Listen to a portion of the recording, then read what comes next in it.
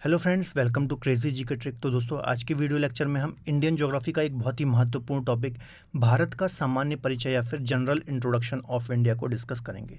दोस्तों, ये टॉपिक बहुत ज़्यादा इंपॉर्टेंट है और इस टॉपिक से अक्सर 2 से 3 क्वेश्चन हमें एग्जाम में देखने को मिल जाते हैं। तो आप वीडियो को अंत तक जरूर देखिए क्योंकि आज का वीडियो लेक्चर बहुत ही इंटरेस्टिंग होने वाला है। तो चलिए स्टार्ट करते हैं आज के टॉपिक को। देखिए, सबसे पहले हम इंडिया के जो कुछ अन्य नाम हैं उनको हम डिस्कस कर लेते हैं। ठीक है, तो देखिए, पहला नाम जो हमें देखने को मिलता है वो है भारत। तो भारत नाम कहाँ से आया है? तो राजा दुष्यंत और रानी शकुंतला के जो पुत्र थे भरत, तो इन्हीं के नाम पर हमारे देश को भारत या फिर भारतवर्ष कहा गया।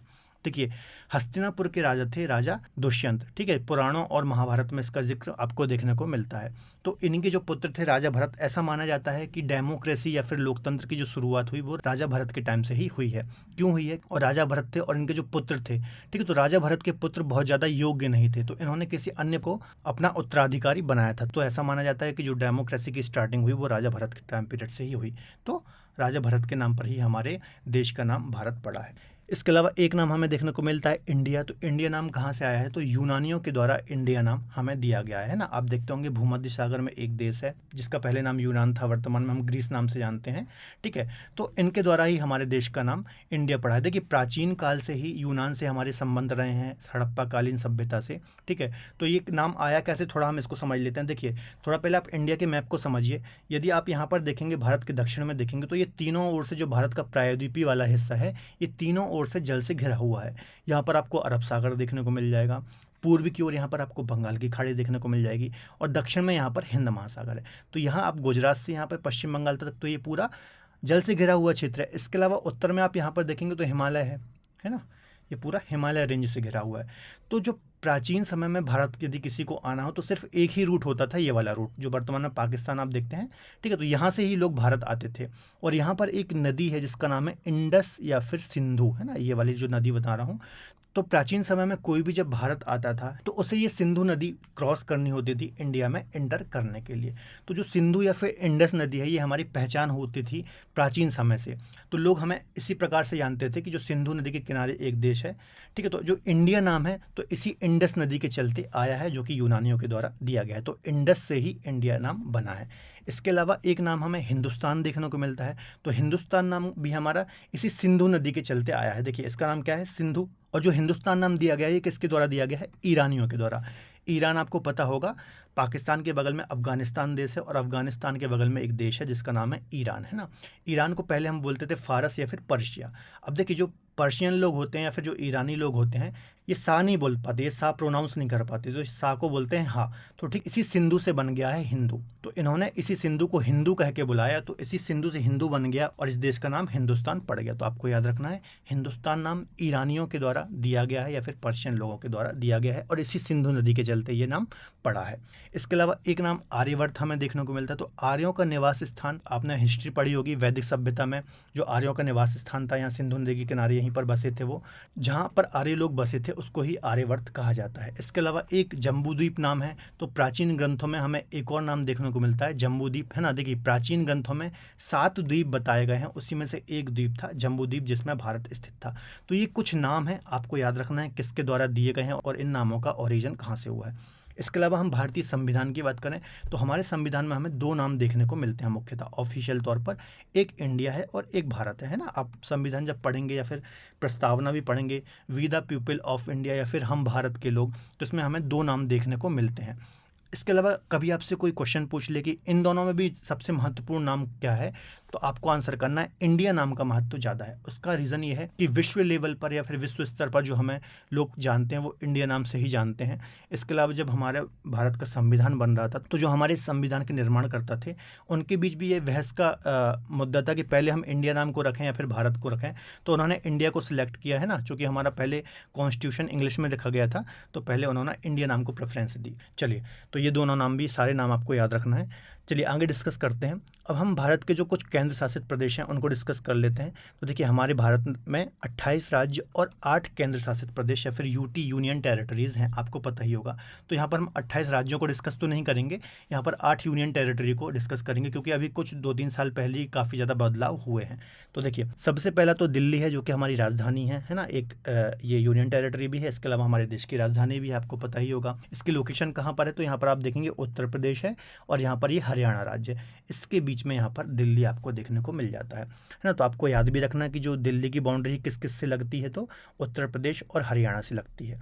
इसके अलावा दूसरा है चंडीगढ़। चंडीगढ़ की लोकेशन कहाँ है, तो आपको यहाँ पर आपको हरियाणा दिख जाएगा, तो हरियाणा के बिल्कुल उत्तर में आप देखेंगे। इसके अलावा यहाँ पर पंजाब है, पंजाब और हरियाणा के उत्तर में यहाँ पर आपको चंडीगढ़ देखने को मिल जाएगा। देखिए चंडीगढ़ को 1966 में क्या बनाया गया था, यूनियन टेरिटरी बनाया गया था, और इसे संयुक्त रूप से पंजाब और हरियाणा की कैपिटल भी घोषित किया गया था। तो ये 2 पॉइंट भी आपको नोट करना है अलग से, है ना। 1966 में जब हरियाणा का गठन हुआ, है ना, देखिए पहले हरियाणा किसका पार्ट था, पंजाब का पार्ट था, लेकिन जब हरियाणा का गठन हुआ, हरियाणा एक अलग राज्य बना, तो ऐसा ये डाउट था कि जो चंडीगढ़ है वो पंजाब के पास रहेगा या हरियाणा के पास जाएगा। तो उस टाइम एक अच्छा डिसीजन ये लिया गया था कि इसको यूनियन टेरिटरी घोषित किया गया उसके गठन के साथ ही। इसके अलावा इसे संयुक्त रूप से दोनों राज्यों की राजधानी भी बनाया गया। तो ये सारे फैक्ट आपको नोट डाउन करने हैं। इसके अलावा एक है दादर नागर हवेली और दमन और दीव, ठीक है। अब देखिए 2020 से पहले ये जो दोनों आपको दिख रही हैं, दादर नागर हवेली और दमन और दीव, इसकी लोकेशन आप देख सकते हैं, गुजरात में है दोनों, ठीक है, गुजरात के आसपास है। तो 2020 से पहले ये क्या होता है, सेपरेट थे, अलग अलग यूनियन टेरिटरी होती थी। दादर नागर हवेली अलग थी और दमन दीव अलग थी, लेकिन 26 जनवरी 2020 को इन दोनों यूनियन टेरिटरी को मर्ज कर दिया गया, मतलब एक कर दिया गया, है ना। इसकी राजधानी क्या है, दमन इसकी राजधानी है, ठीक है। तो एक डेट आपको याद रखनी है, 26 जनवरी 2020, है ना, करंट का ही है, बहुत ज़्यादा पुरानी बात नहीं है ये। तो अक्सर एग्जाम में, तो यहाँ से एग्जाम में क्वेश्चन बन सकता है कि दादर नागर हवेली और दमन दीव को कब मर्ज किया गया, तो 26 जनवरी 2020 को मर्ज किया गया। इसके अलावा अगली जो हमारी यूनियन टेरिटरी है वो है अंडमान निकोबार द्वीप समूह। तो आपको पता ही होगा हमारे भारत में 2 द्वीप समूह हैं, एक तो अंडमान निकोबार यहाँ पर है और एक लक्षद्वीप है, ठीक है। तो यहाँ पर अंडमान निकोबार द्वीप समूह है जो कि सबसे बड़ा द्वीप समूह है भारत का। तो अंडमान निकोबार जिसकी कैपिटल क्या है, पोर्ट ब्लेयर इसकी कैपिटल है।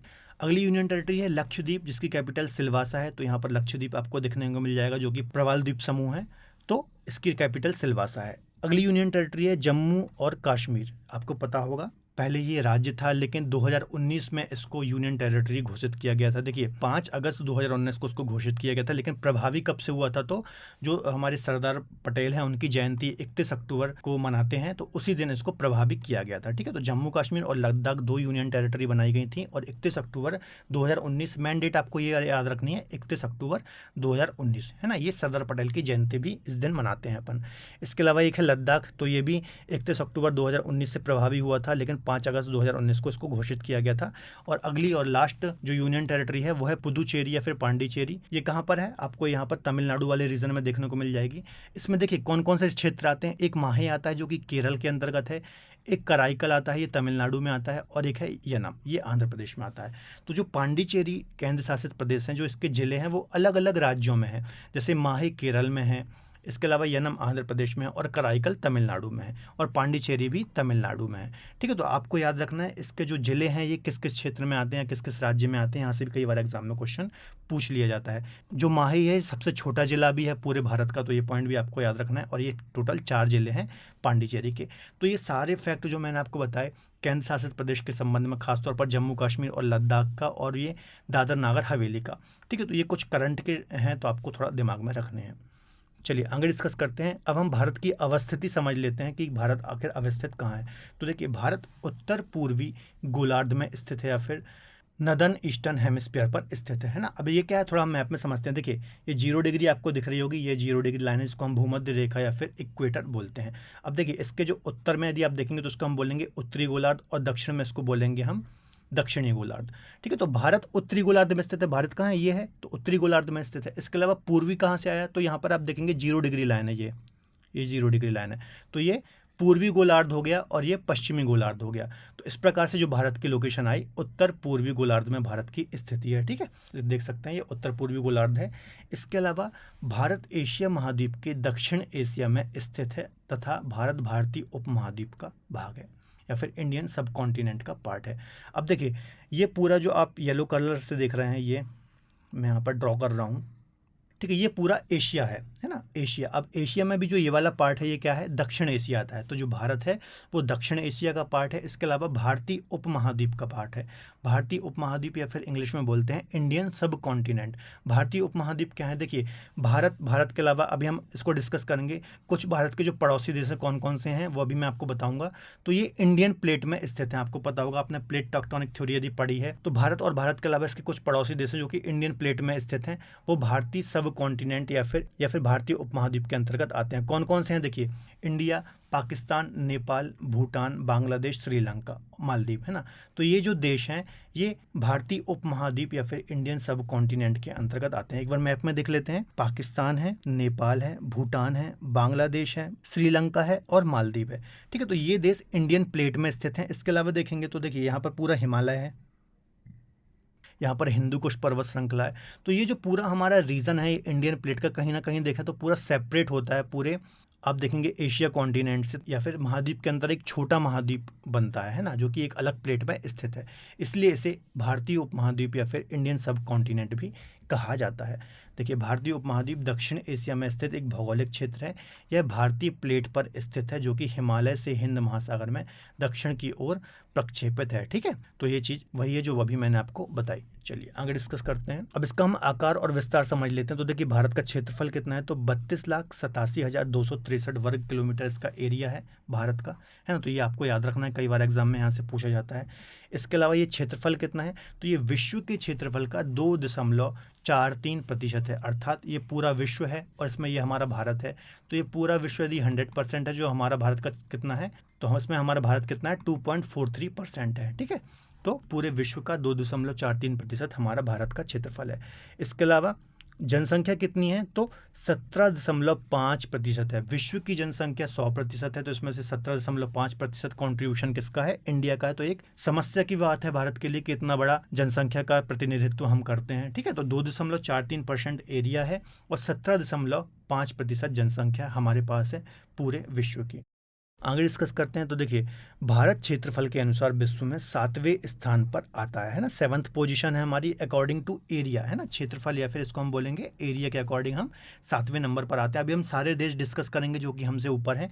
इसके अलावा जनसंख्या के अकॉर्डिंग हम दूसरे स्थान पर आते हैं या फिर 2nd पोजीशन पर आते हैं हम चीन के बाद। तो आपको याद रखना है एरिया के अकॉर्डिंग हमारा 7वां नंबर है और जनसंख्या के अकॉर्डिंग दूसरा स्थान है।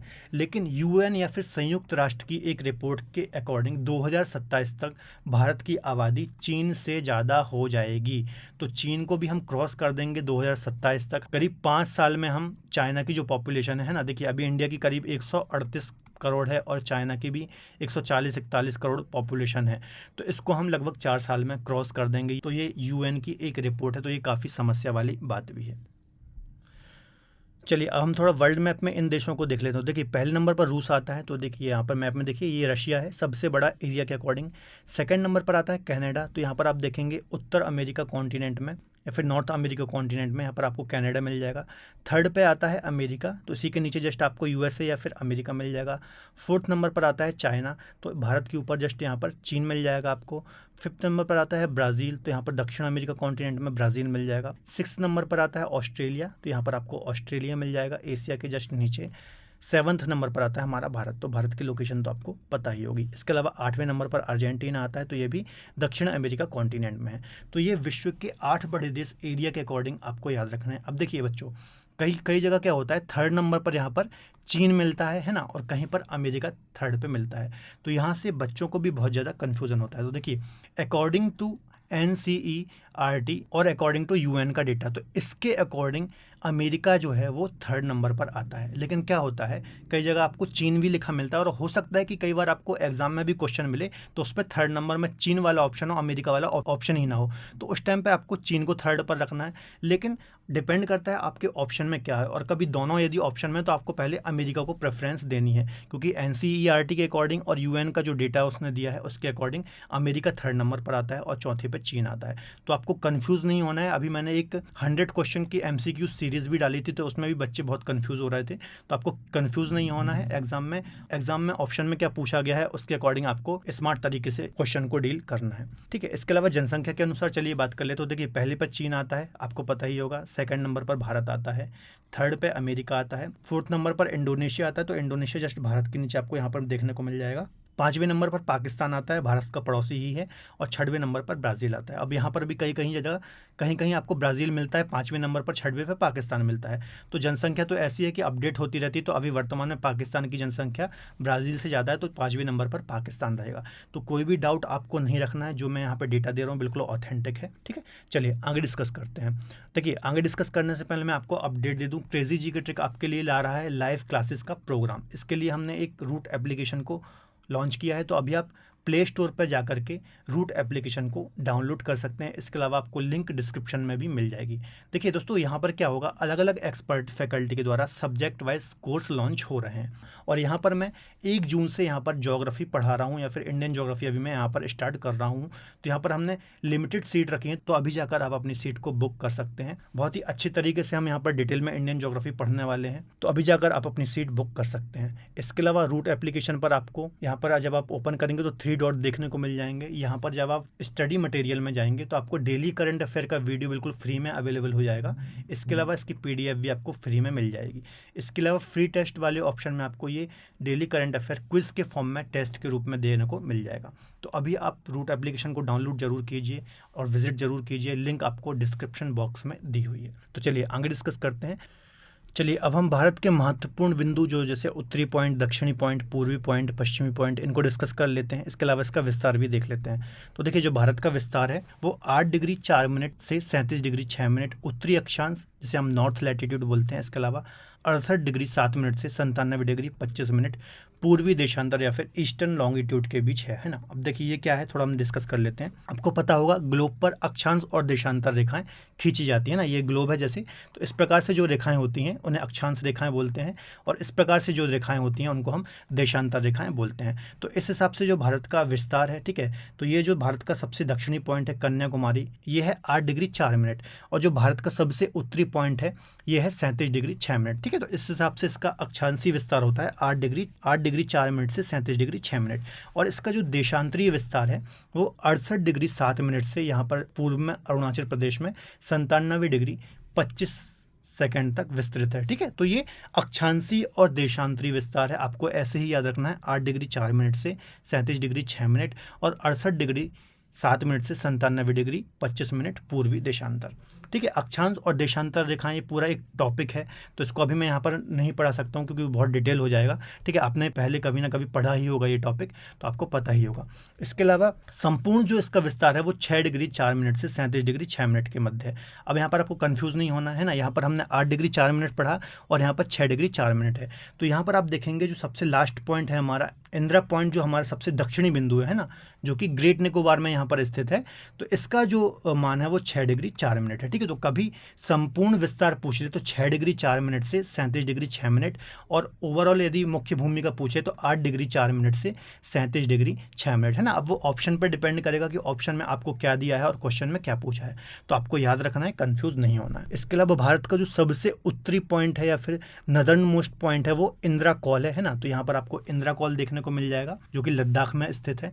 इसके अलावा भारत का जो सबसे दक्षिणी या फिर सदर्न मोस्ट पॉइंट है वो इंदिरा पॉइंट है, वो आपको यहाँ पर ग्रेट निकोबार में देखने को मिल जाएगा, इंदिरा पॉइंट, ठीक है। इसे पहले पिग्मेलियन पॉइंट या फिर पार्सन्स पॉइंट के नाम से भी जानते थे, तो ये नाम भी आपको याद रखना है। इसके अलावा भारत का जो सबसे पूर्वी बिंदु है इसको हम किविथु बोलते हैं, जो कि अरुणाचल प्रदेश में स्थित है। तो भारत का सबसे पूर्वी बिंदु या फिर हम बोलेंगे ईस्टर्न मोस्ट जो पॉइंट है वो किविथु है। कहाँ पर है? अरुणाचल प्रदेश में स्थित है। इसके अलावा भारत का जो सबसे पश्चिमी बिंदु है ये गुहार मोती या फिर गौरमाता है, जो कि गुजरात रीजन में स्थित है, ठीक है। तो यहाँ पर 68 डिग्री 7 मिनट यहाँ पर गुहार मोती आपको मिल जाएगा गुजरात के कच्छ में यहाँ पर, ठीक है। तो आपको याद रखना है सबसे उत्तरी पॉइंट कौन सा है? इंदिरा कॉल है। सबसे दक्षिणी पॉइंट इंदिरा पॉइंट है। सबसे पूर्वी पॉइंट किविथु है। और सबसे पश्चिमी कौन सा है? तो गुहार मोती है, जो कि कच्छ जिले गुजरात के अंतर्गत आता है।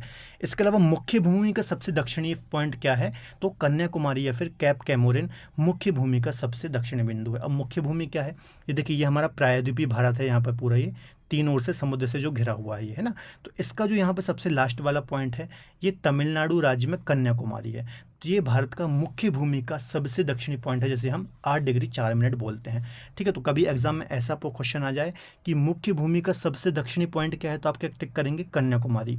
इसके अलावा कभी ऐसा क्वेश्चन आ जाए कि भारत का सबसे दक्षिणी पॉइंट क्या है, तो आप क्या टिक करेंगे, इंदिरा पॉइंट। तो आपको कंफ्यूज नहीं होना है एग्जाम में कैसा क्वेश्चन पूछ रहा है, ऑप्शन में क्या दिया हुआ है, तो इस हिसाब से आपको ऑप्शन टिक करना है, ठीक है। तो चलिए आगे डिस्कस करते हैं। देखिए भारत की उत्तर से दक्षिण की जो लंबाई है वो कितनी है, 3214 किलोमीटर है। तो आप यहाँ से यदि भारत के सबसे उत्तरी पॉइंट से सबसे दक्षिणी पॉइंट की ओर चलेंगे तो 3214 किलोमीटर आपको दूरी तय करनी पड़ेगी, ठीक है। तो ये वाली जो डिस्टेंस है वो 3214 किलोमीटर है। इसके अलावा भारत की पूर्व से पश्चिम की जो चौड़ाई है ये कितनी है, 2933 किलोमीटर है, या फिर 2933 है। तो आप यदि यहाँ पे भारत के सबसे पश्चिमी पॉइंट से पूर्वी पॉइंट चलेंगे तो 2933 किलोमीटर आपको तय करनी पड़ेगी। तो कई बार यहाँ से एग्जाम में क्वेश्चन पूछता है, तो आपको याद रखना है उत्तर से दक्षिण की 3214 और पूर्व से पश्चिम की 2933। इसके अलावा भारत की जो संरचना है वो किस प्रकार की है, तो चतुष्कोणीय प्रकार की भारत की संरचना है। अब ये कैसे संरचना बनी, तो देखिए यदि आप इन चारों पॉइंट को इस प्रकार से आप मिला देंगे, है ना, तो ये जो संरचना बनेगी ये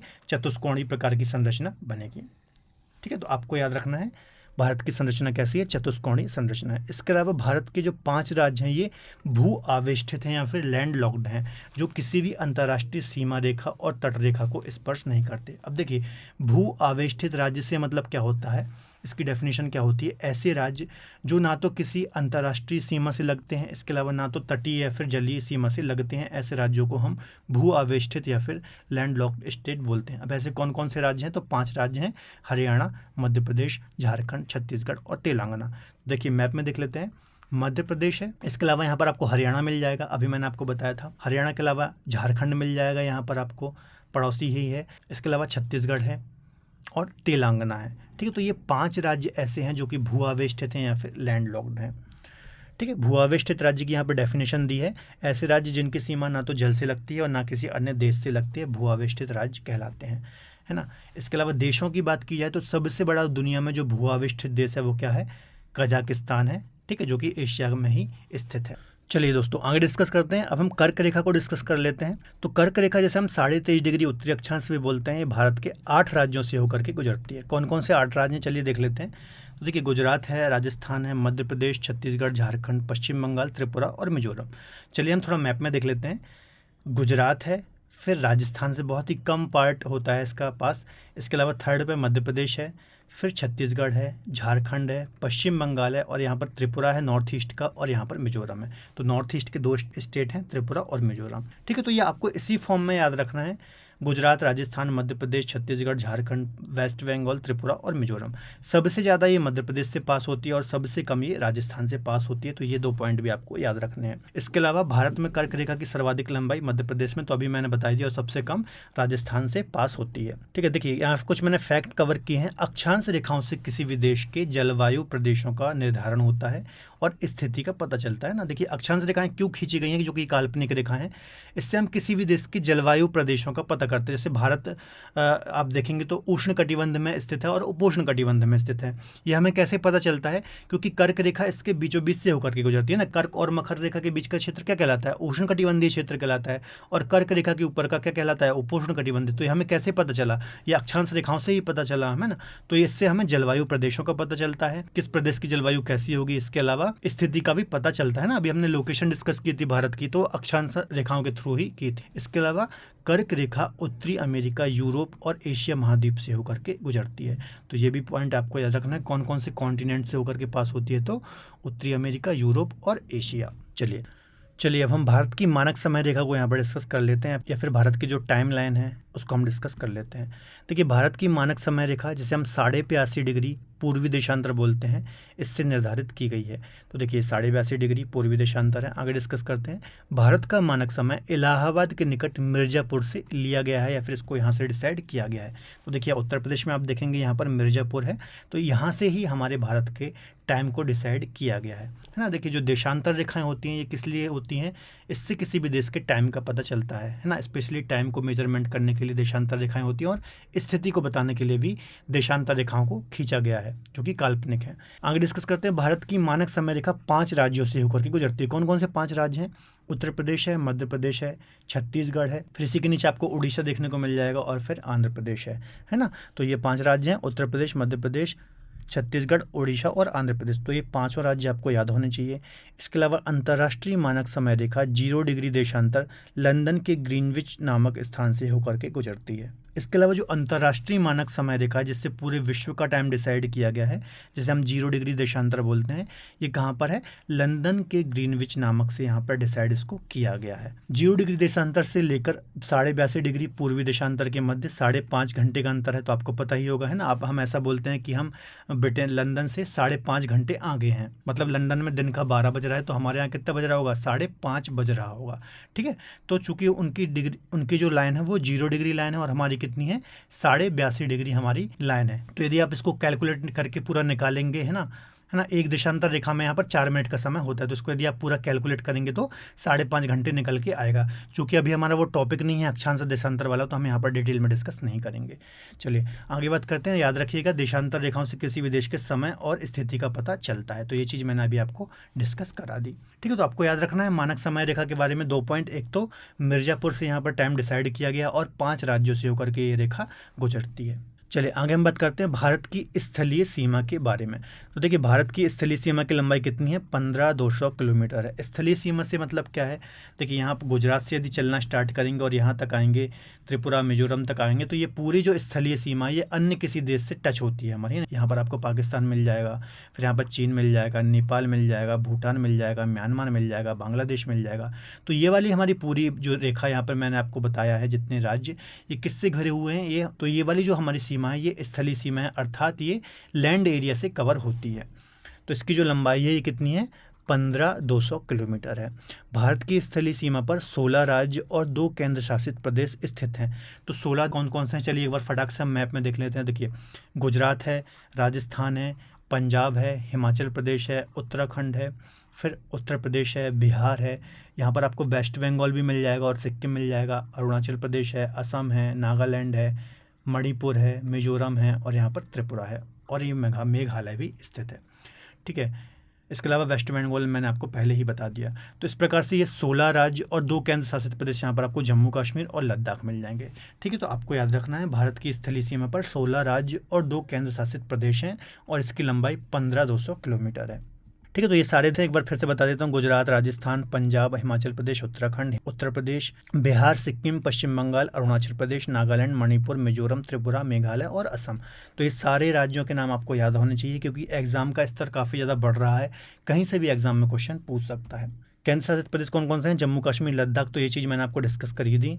इसके अलावा भारत की स्थलीय सीमा से 7 देशों की सीमाएं लगती हैं, है ना। अब भारत की जो ये स्थलीय सीमा मैंने बताई, तो इससे कितने देश लगे हैं? तो 7 देश लगे हैं। कौन कौन से हैं? देखिए, सबसे पहले आपको यहाँ पर बांग्लादेश देखने को मिल जाएगा, उसके बाद आपको यहाँ पर चीन देखने को मिल जाएगा, फिर पाकिस्तान यहाँ पर देखने को मिल जाएगा, उसके बाद आपको नेपाल मिल जाएगा, फिर म्यांमार मिल जाएगा, उसके बाद भूटान मिल जाएगा और यहाँ पर थोड़ी सी सीमा पीओके वाले हिस्से से यहाँ पर अफ़गानिस्तान की लगती है। तो ये 7 देश हैं और इसी क्रम में आपको याद रखना है, ये लंबाई के अकॉर्डिंग है कि सबसे ज़्यादा लंबाई किसकी लगती है, फिर उससे कम किसकी लगती है। तो देखिए एक बार डिस्कस कर लेते हैं। सबसे ज़्यादा बांग्लादेश से टच होती है, तो 4,096 किलोमीटर की बाउंड्री साझा करता है बांग्लादेश इंडिया के साथ। सेकंड नंबर पर चीन आता है 3488 किलोमीटर, फिर पाकिस्तान आता है 3323 किलोमीटर, फिर नेपाल आता है 1751 किलोमीटर, फिर म्यांमार आता है 1643 किलोमीटर, फिर आता है भूटान 699 किलोमीटर और फिर आता है अफ़गानिस्तान 106 किलोमीटर। तो ये टोटल 7 देश हैं, आपको याद रखना है इसी क्रम में। सर्वाधिक बांग्लादेश और न्यूनतम अफ़गानिस्तान के साथ बाउंड्री लगती है। चलिए आगे डिस्कस करते हैं भारत की समुद्री तटरेखा के बारे में या फिर कोस्ट लाइन के बारे में डिस्कस करते हैं। तो देखिए, भारत के 9 राज्यों की सीमाएं जो हैं समुद्री तटरेखा से लगती है ना। कौन कौन से 9 राज्य फटाक से हम डिस्कस करते हैं। गुजरात है, फिर यहाँ पर महाराष्ट्र है, फिर यहाँ पर छोटा सा राज्य गोवा है, कर्नाटक है, केरल है, तमिलनाडु है, आंध्र प्रदेश है, उड़ीसा है और वेस्ट बंगाल है। तो ये टोटल 9 राज्य हैं जो कि भारत की तटरेखा या फिर कोस्ट लाइन से लगते हैं। ये सारे 9 राज्य जो अभी मैंने बताई ये वही लिखे हुए हैं। भारत की मुख्य तटीय सीमा की कुल लंबाई कितनी है? 5422.6 किलोमीटर है और द्वीप और प्रदेशों की जो है वो है 2094 किलोमीटर है। देखिए, जो आप यदि यहाँ गुजरात से चलना स्टार्ट करेंगे और यहाँ तक आएंगे पश्चिम बंगाल तक, है ना, इस प्रकार से आप यदि चलेंगे यहाँ से गुजरात से और यहाँ तक आएंगे तो ये जो पूरी लंबाई है वो कितनी है, 5422.6। और जो यहाँ पर आप देख रहे हैं ये लक्षद्वीप है और यहाँ पर अंडमान निकोबार द्वीप समूह है, तो इनकी कितनी है, तो 2094 किलोमीटर है। ठीक है, तो इनकी आपको अलग अलग याद रखना है। ये मुख्य तटीय रेखा है 5422.6 और ये द्वीप और द्वीप समूह की है 2094। ठीक है, अब देखिए कई जगह आपको यहाँ पर 6100 भी लिखा मिलता है, तो ये डेटा सही नहीं है। 6100 किलोमीटर, 5422 ही सही है। अभी मैं आपको पूरा कैलकुलेट करके बताऊंगा। ठीक है, इसके अलावा किंतु मुख्य भूमि तथा द्वीपों की लंबाई को जोड़कर 7516 किलोमीटर ये कुल तटरेखा हो जाती है। अब देखिए यदि आप 5422.6 और 2094 को जोड़ देंगे तो ये कितना हो जाएगा, 7516.6 किलोमीटर की कुल तटरेखा हो जाएगी। तो कभी एग्जाम में क्वेश्चन पूछ लिया जाए कि कुल तटरेखा कितनी है, तो आपको टिक करना है 7516.6। यदि ऐसा पूछ ले कि भारत की मुख्य भूमि की तटरेखा कितनी है तो 5422.6। ठीक है, तो ये दोनों डेटा अलग अलग हैं, आपको याद रखना है। डिपेंड करता है एग्जाम में क्वेश्चन कैसा पूछा गया है। ठीक है, इसके अलावा 4 केंद्र शासित प्रदेश भी तटरेखा से लगते हैं। कौन कौन से 4 केंद्र शासित प्रदेश हैं? पांडिचेरी है, लक्षद्वीप है, दादर नागर हवेली दमन द्वीप है और अंडमान निकोबार द्वीप समूह है। तो देखिए यहाँ पर अंडमान निकोबार द्वीप समूह हो गया, यहाँ पर लक्षद्वीप हो गया, यहाँ पर आप देखेंगे तमिलनाडु पे पांडिचेरी है, अभी मैंने आपको डिस्कस कराया था। इसके अलावा गुजरात वाले यहाँ रीजन में दादर नागर हवेली और दमन दीव आपको देखने को मिल जाएंगे। तो कभी एग्जाम में क्वेश्चन आ गया कि कितने केंद्र शासित प्रदेश भारत की तटरेखा से लगते हैं, तो 4 केंद्र शासित प्रदेश लगते हैं। इसके अलावा सबसे लंबी जो तटरेखा है वो किसकी है, तो अंडमान निकोबार द्वीप समूह की है, जबकि राज्यों में सबसे लंबी तटरेखा गुजरात की है और गोवा राज्य की तटरेखा सबसे कम है। अब देखिए इस पॉइंट को समझिए, कभी एग्जाम में क्वेश्चन आ गया कि सबसे लंबी तटरेखा किसकी है और ऑप्शन में यदि अंडमान निकोबार भी है तो आपको अंडमान निकोबार टिक करना है। इसकी लंबाई कितनी है तटरेखा की, 1962 किलोमीटर। अब 1962 आप कैसे याद रख सकते हैं, भारत और चीन का जो युद्ध हुआ था 1962 में ही हुआ था, तो यहाँ से आप याद रख सकते हैं कि अंडमान निकोबार की जो कोस्ट लाइन है वो 1962 है। ठीक है, और सिर्फ राज्यों का पूछे, कभी एग्जाम में ऐसा क्वेश्चन आ जाए कि राज्यों में सबसे लंबी तटरेखा किसकी है, तो गुजरात आपको टिक करना है 1214 किलोमीटर। सिर्फ राज्यों की पूछे तो गुजरात टिक करेंगे, और ओवरऑल यदि पूछ ले और उसमें अंडमान निकोबार भी ऑप्शन है तो आपको अंडमान निकोबार टिक करना है, क्योंकि अंडमान निकोबार की तटरेखा गुजरात से ज़्यादा है। तो यहाँ पर आपको कंफ्यूज नहीं होना है, पहले एग्जाम में क्वेश्चन को अच्छे से पढ़ना है, ऑप्शन अच्छे से पढ़ना है, फिर टिक करना है।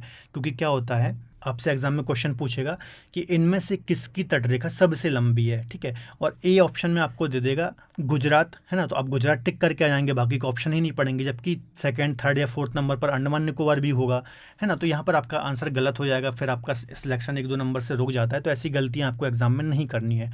तो हमेशा क्वेश्चन को अच्छे से पढ़ के फिर ऑप्शन पढ़ के अच्छे से टिक करना है। ठीक है, तो कोई भी कंफ्यूजन यहाँ पर आपको नहीं होना चाहिए। अब देखिए हम सभी राज्यों की यहाँ पर जो तटरेखा है उनको देख लेते हैं। तो ये सभी राज्यों की तटरेखा मैंने यहाँ पे लिखी हुई है, आप देख सकते हैं, है ना। और ये अंडमान निकोबार की 1962 है और लक्षद्वीप की 132 है। तो यदि आप कुल तटरेखा इसको यदि आप जोड़ेंगे तो ये आएगी 5422.6 और इन दोनों को आप जोड़ेंगे तो आएगी 2094, और जब इसको आप जोड़ेंगे तो 7516 हमारी कुल तटरेखा निकल के आती है ना। अब देखिए 6100 जो कई जगह आपको लिखा मिलता है ये गलत है ना, 5422.6 ही सही डेटा है। तो आपको यही याद रखना है। लेकिन फिर भी कभी मान लीजिए एग्जाम में क्वेश्चन आ जाता है और ऑप्शन में 6100 है और 5422 नहीं है, तो फिर आप 6100 टिक कर देना, क्योंकि हो सकता है जिस भी एग्जामिनर ने क्वेश्चन पेपर सेट किया है ना, तो वो उसने उस बुक को प्रेफर किया है जहाँ पर 6100 लिखा था, तो आपको 6100 फिर टिक करना होगा। ठीक है, तो वही मैं आपको बोल रहा हूँ कि अलग अलग डेटा कई बार रहता है, डिपेंड करना है आपको, सूझबूझ से समझदारी से वहाँ पर डिसीजन लेना होगा। ठीक है, लेकिन 5422 और 6100 दोनों ऑप्शन में तो आपको 5422 को प्रेफरेंस देनी है। चलिए आगे डिस्कस करते हैं। चलिए अब हम समुद्री सीमा को डिस्कस कर लेते हैं। तो देखिए सबसे पहले 12 नॉटिकल मील या फिर 12 समुद्री मील तक क्षेत्र होता है, उसको बोलते हैं प्रादेशिक समुद्री सीमा या फिर टेरिटोरियल सी, है ना। इस क्षेत्र में सभी प्रकार के संसाधनों के दोहन का पूर्ण अधिकार होता है उस देश को, मतलब 12 नॉटिकल मील या फिर 12 समुद्री मील तक का जो क्षेत्र होगा इस पर उस देश का पूर्ण अधिकार होगा। इसके अलावा फिर 24 नॉटिकल मील या फिर 24 समुद्री मील तक का जो क्षेत्र होता है उसको हम बोलते हैं संलग्न क्षेत्र या फिर कंटीजियस जोन, है ना। इसमें क्या होता है, भारत को इस क्षेत्र में अप्रवासी कानून, साफ सफाई, सीमा शुल्क से लेकर वित्तीय अधिकार प्राप्त होते हैं ना। अब ये जो 24 मील मतलब 12 से जो ये 24 वाला क्षेत्र है, ये वाला क्षेत्र है, इसमें आप देखिए मान लीजिए किसी अन्य देश का जहाज यहाँ से गुजर रहा है ना, तो उसको आपसे परमिशन लेनी होगी। आप चाहें तो उससे टैक्स ले सकते हैं क्योंकि वो आपकी समुद्री सीमा से होकर के गुजर रहा है। इसके अलावा यहाँ पर साफ सफाई का जो जिम्मा होता है उसी देश का होता है, ठीक है। तो ये सारी चीज़ें संलग्न क्षेत्र के अंतर्गत आती हैं। और एक और थर्ड वाला होता है 200 नॉटिकल मील या फिर 200 समुद्री मील तक जो क्षेत्र होता है उसको बोलते हैं अनन्य अधिकार क्षेत्र या फिर एक्सक्लूसिव इकोनॉमिक जोन। इसमें क्या होता है, सागरी जल शक्ति, सागरी संसाधनों का दोहन, जीवों का सर्वेक्षण, संरक्षण, अनुसंधान की शक्ति, खनिज संपदा विदोहन आदि अधिकार होते हैं उस देश के। तो देखिए 200 नॉटिकल मील या फिर 200 समुद्री मील में क्या होता है, यहाँ पे मान लीजिए कोई आपको द्वीप समूह मिल गया है ना, तो वो उस पर आपका अधिकार होगा। इसके अलावा यहाँ पे जीवों का जो यहाँ पे जो भी जीव है उनका सर्वेक्षण, अनुसंधान के कार्य हैं तो वो आप कर सकते हैं। तो ये सारे अधिकार होते हैं आपके इस वाले क्षेत्र में, ठीक है। तो ये आपको याद रखना है। 12 समुद्री मील तक प्रादेशिक समुद्री सीमा होती है जिसे हम टेरिटोरियल सी बोलते हैं। 12 से 24 के मध्य होती है संलग्न क्षेत्र या फिर कंटेजियस जोन जिसको हम बोलते हैं। इसके अलावा 24 से जो ये 200 का होता है इसको बोलते हैं अनन्य आर्थिक क्षेत्र, और इसके बाहर का जो होता है वो उस पर सभी का अधिकार होता है, ठीक है। इसके अलावा एक और यहाँ पर लाइन होती है जो कि मैंने आपको बताई नहीं है ना, देखिए उसको आप यहाँ से समझिए। जैसे मान लीजिए जैसे कि देखिए जो तट होते हैं वो कटे फिटे होते हैं ना, तो इसको एक सीधी लाइन यहाँ से इस प्रकार से खींची जाती है, पैरेलल उसके इस प्रकार से, है ना। इसको हम बोलते हैं आधार रेखा, आधार रेखा या फिर बेस लाइन। क्योंकि देखिए समुद्र इतना, ये जो तट रेखा होती है इतनी कटी फिटी होती है, तो यहाँ पर से जब आप ये डिस्टेंस मापेंगे 12 नॉटिकल मील या फिर 24 नॉटिकल मील तो दिक्कत होगी, तो इसलिए एक बेस लाइन खींची जाती है ना। और इसके अंदर का जो ये समुद्र वाला क्षेत्र है इसको क्या बोला जाता है, इसको बोलते हैं हम आंतरिक जल, है ना, इसको हम आंतरिक जल बोलते हैं। तो ये 24 जो ये 12 समुद्री मील या फिर 12 नॉटिकल मील वाला जो मैंने एरिया बताया इसके अंदर भी एक लाइन होती है जिसको हम बेस लाइन या फिर आधार रेखा बोलते हैं, ठीक है। तो ये पॉइंट भी आपको याद रखना है। चलिए आगे डिस्कस करते हैं, कुछ अन्य महत्वपूर्ण फैक्ट यहाँ पे डिस्कस करते हैं। देखिए क्षेत्रफल के अनुसार भारत का सबसे बड़ा राज्य है वो कौन सा है, राजस्थान है। सेकंड नंबर पर मध्य प्रदेश आता है, थर्ड पर महाराष्ट्र आता है, फोर्थ पर उत्तर प्रदेश आता है और फिफ्थ नंबर पर यहाँ पर गुजरात आता है। इसकी एक ट्रिक भी है, राम महा उल्लू, है ना, तो इससे आप याद रख सकते हैं। राजस्थान है, फिर मध्य प्रदेश है, ठीक है, फिर यहाँ पे थर्ड माह में यहाँ पे महाराष्ट्र है, फिर उसे यहाँ उत्तर प्रदेश हो जाएगा और फिर गुजरात आपको अलग से याद करना है, ठीक है। तो इस प्रकार से आपको याद रखना है, कई बार यहाँ से एग्जाम में घुमा देता है, और कम से कम आपको 5 राज्य याद होने चाहिए, है ना। अगला है क्षेत्रफल के अनुसार भारत के छोटे राज्य, तो सबसे छोटा गोवा है, फिर सिक्किम है, फिर त्रिपुरा है। तो इसकी भी एक ट्रिक है जीएसटी, है ना, गोवा, सिक्किम और त्रिपुरा। तो इस प्रकार से आप छोटे राज्यों को भी याद कर सकते हैं। भारत के सबसे बड़े जिलों की बात करें तो सबसे बड़ा जिला कच्छ है, फिर सेकंड नंबर पर लेह आता है, फिर जैसलमेर आता है। तो यहाँ पर भी आपको कम से कम 3 जिले याद रखना है, कच्छ जो कि गुजरात में है, लेह लद्दाख के अंतर्गत आता है, जैसलमेर कहाँ आता है, राजस्थान के अंतर्गत आता है। तो ये 3 बड़े जिले हैं। इसके अलावा माहे जो है पांडिचेरी में, मैंने आपको बताया था ये कहाँ पे है, केरल में आता है ना। तो ये सबसे छोटा जिला है पूरे देश का, सिर्फ 9 वर्ग किलोमीटर इसका क्षेत्रफल है। सर्वाधिक जिलों की बात करूं तो उत्तर प्रदेश में सर्वाधिक जिले हैं, 75 जिले आते हैं। इसके अलावा उत्तर प्रदेश की सीमा सर्वाधिक राज्यों से भी लगती है। 8+1 मतलब 8 राज्य हैं यहाँ पर और एक यूनियन टेरिटरी है। कौन कौन से 8 राज्यों से इसकी सीमा लगती है, चलिए डिस्कस कर लेते हैं। देखिए उत्तर प्रदेश ये है तो इसकी सीमा उत्तराखंड से लगती है, हिमाचल प्रदेश से लगती है, हरियाणा से लगती है, दिल्ली जो कि यूनियन टेरिटरी है +1 वाला ये है ना। इसके अलावा राजस्थान से लगती है, मध्य प्रदेश से लगती है, छत्तीसगढ़ से लगती है, झारखंड से लगती है, बिहार से लगती है। तो इसको आपको कैसे याद रखना, 8 राज्य +1 यूनियन टेरिटरी और प्लस यहाँ पर एक देश नेपाल है ना, नेपाल से भी इसकी बाउंड्री लगती है। तो 8+1+1 इस प्रकार से इसको आपको याद रखना है। इसके अलावा उत्तर प्रदेश में सर्वाधिक जिले भी हैं। अब हम थोड़ा उत्तर पूर्वी राज्यों के बारे में डिस्कस करते हैं ना। उत्तर पूर्वी राज्य मतलब नॉर्थ ईस्ट स्टेट। तो देखिए उत्तर पूर्वी राज्यों में कुल 8 राज्य हैं ना। अब यहाँ पर मैं आपका कन्फ्यूज़न दूर करना चाहूँगा, क्योंकि हम यहाँ पर 7 सिस्टर बोलते हैं, ये 7 राज्य जो हैं, तो हम कई बार ये समझ लेते हैं कि उत्तर पूर्वी राज्यों में सिर्फ 7 राज्य आते हैं, लेकिन 7 राज्य नहीं आते, 8 राज्य यहाँ पर सिक्किम भी इसमें आता है ना। 7 सिस्टर में जरूर 7 ये राज्य आते हैं, लेकिन उत्तर पूर्वी राज्यों में 8 राज्य आते हैं। कौन कौन से राज्य हैं, चलिए एक बार डिस्कस कर लेते हैं। देखिए यहाँ पर सिक्किम है, अरुणाचल प्रदेश है, नागालैंड है, मणिपुर है, मिजोरम है, त्रिपुरा है, मेघालय है, असम है, ठीक है। तो ये कुल 8 राज्य आते हैं उत्तर पूर्वी राज्यों में, और 7 सिस्टर या 7 बहनों में ये 7 राज्य आते हैं। इसके अलावा त्रिपुरा 3 ओर से बांग्लादेश से घिरा हुआ है ना। त्रिपुरा और बांग्लादेश के मध्य 0 डिग्री लाइन है। तो देखिए ये त्रिपुरा है, यहाँ पर ये 3 ओर से किससे घिरा हुआ है, बांग्लादेश से घिरा हुआ, और उसके बीच जो रेखा है उसको हम 0 डिग्री लाइन बोलते हैं। मेघालय की सीमा सिर्फ असम राज्य को टच करती है। जो यहाँ पर मेघालय है ना, ये मेघालय राज्य आप देख रहे हैं, तो इसकी सीमा उत्तर पूर्वी राज्यों में सिर्फ असम से टच होती है। तो कई बार यहाँ से एग्जाम में क्वेश्चन पूछता है। देखिए, उत्तर पूर्वी राज्यों से जो भी क्वेश्चन बनेंगे वो आपके मैपिंग से ही बनेंगे। तो यहाँ पर आपकी मैपिंग बहुत स्ट्रांग होनी चाहिए कि किस राज्य की सीमा किससे लगती है। ठीक है, तो आपको याद रखना है मेघालय की सीमा सिर्फ असम से लगती है। इसके अलावा असम की सीमा उत्तर पूर्व के सभी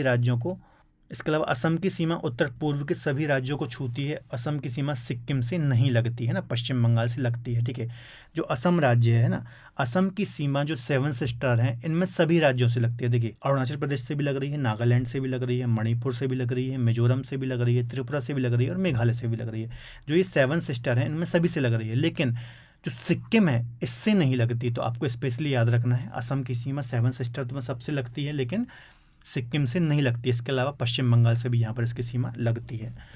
सिक्किम की सीमा पूर्व में भूटान, उत्तर में तिब्बत और पश्चिम में नेपाल से लगती है। राज्यों में सिर्फ पश्चिम बंगाल से लगती है। अब देखिए, सिक्किम राज्य है यहाँ पर, इसकी सीमा पूर्व में भूटान, उत्तर में चीन तिब्बत और यहाँ पर पश्चिम में नेपाल से लगती है। और राज्यों में सिर्फ किससे लगती है, तो यहाँ पर यह पश्चिम बंगाल राज्य से लगती है। अरुणाचल प्रदेश की सीमा पूर्व में म्यांमार, उत्तर में तिब्बत और पश्चिम में भूटान से लगती है। यहाँ पर अरुणाचल प्रदेश है, इसकी सीमा पूर्व में यहाँ पर म्यांमार है, उत्तर में चीन तिब्बत है और यहाँ पर भूटान है। तो ये तीनों देशों से लगती है, ये भी आपको याद रखना है। इसके अलावा बांग्लादेश की सीमा मेघालय, असम, त्रिपुरा, मिजोरम और पश्चिम बंगाल से लगती है। तो बांग्लादेश की सीमा किस किस से लग रही है, यहाँ पर मेघालय से लगती है, असम से लगती है, इसके अलावा त्रिपुरा, मिजोरम और पश्चिम बंगाल से लगती है। ठीक है, तो यहाँ पर मैपिंग से ही आपको क्वेश्चन आएंगे, तो आपको याद रखनी है, सारी चीज़ें काफ़ी इंपॉर्टेंट है। चलिए, कुछ महत्वपूर्ण चैनल उनको और हम डिस्कस कर लेते हैं। देखिए, चैनल क्या होता है, सबसे पहले वो समझ लिए, दो स्थलीय भागों को अलग करने वाला जो जलीय निकाय होता है उसको हम चैनल बोलते हैं। जैसे मान लीजिए कोई एक स्थल है और एक कोई दूसरा द्वीप है ना, और इसके बीच में ये कोई जलीय निकाय है। ठीक है, तो ये चूंकि ये जलीय निकाय ए और बी को अलग कर रहा है या फिर इनको जोड़ रहा है ना, तो इसको हम बोलते हैं चैनल। जैसे उदाहरण के लिए कोको चैनल और 8 डिग्री चैनल, 9 डिग्री चैनल, इनको एक एक करके हम डिस्कस करते हैं। देखिए, कोको चैनल कहाँ है, तो यह म्यांमार के कोको द्वीप और उत्तरी अंडमान के मध्य स्थित है। देखिए, यहाँ पर एक द्वीप समूह है जिसको हम बोलते हैं कोको द्वीप समूह, और यहाँ पर हमारा अंडमान निकोबार द्वीप समूह है। तो इसका सबसे जो उत्तरी वाला पॉइंट है उसको हम बोलते हैं उत्तरी अंडमान। तो इसके बीच में जो ये जलीय निकाय है इसको हम बोलते हैं कोको चैनल। इसके अलावा एक है 8 डिग्री चैनल, तो ये कहाँ पर है, मालदीव और मिनिकॉय द्वीप के मध्य स्थित है ना। मिनिकॉय द्वीप लक्षद्वीप का ही पार्ट है और मालदीव एक देश है, आपको पता ही होगा, यहाँ पर हिंद महासागर में। तो ये मालदीव है और यहाँ पर क्या है, लक्षद्वीप का मिनिकॉय द्वीप है। तो इनके बीच में है 8 डिग्री चैनल। और एक और है 9 डिग्री चैनल, ये लक्षद्वीप और मिनिकॉय द्वीप के मध्य है। तो यहाँ पर आपको लक्षद्वीप मिल जाएगा और यहाँ पर मिनिकॉय द्वीप मिल जाएगा। तो इनके बीच में 9 डिग्री चैनल है। एक 10 डिग्री चैनल छोटा अंडमान और कार निकोबार के मध्य है। तो 10 डिग्री चैनल यहाँ पर आप देखेंगे छोटा अंडमान और कार निकोबार के मध्य है। ठीक है, यहाँ मैप में आप देख सकते हैं, ये लिटिल अंडमान है और ये कार निकोबार है। ठीक है, तो यहाँ पर है ये 10 डिग्री चैनल। इसके अलावा एक है ग्रेट चैनल, तो ये सुमात्रा जो कि इंडोनेशिया का पार्ट है और ग्रेट निकोबार के मध्य है। ठीक है, तो यहाँ पर ग्रेट चैनल है, तो यहाँ पर लास्ट में ग्रेट चैनल आपको देखने को मिल जाएगा, सुमात्रा और ग्रेट निकोबार के मध्य। तो ये कुछ महत्वपूर्ण चैनल हैं, वह भी आपको याद रखने हैं। तो दोस्तों, आज के लिए इतना ही, मिलते हैं अगले बेहतर लेक्चर में। आशा करता हूँ आपको आज का लेक्चर पसंद आया होगा। इसके अलावा मैं आपको फिर से एक अपडेट दे दूँ कि 1 जून 2022 से रूट एप्लीकेशन में मेरा एक कोर्स लॉन्च हो रहा है इंडियन ज्योग्राफी का। तो आप हमारी रूट एप्लीकेशन को विजिट ज़रूर कीजिए, और वहाँ पर हमने लिमिटेड सीट रखी हैं, तो आप अपनी सीट अभी बुक कर सकते हैं। तो मिलते हैं अगले लेक्चर में, तब तक के लिए बहुत बहुत धन्यवाद।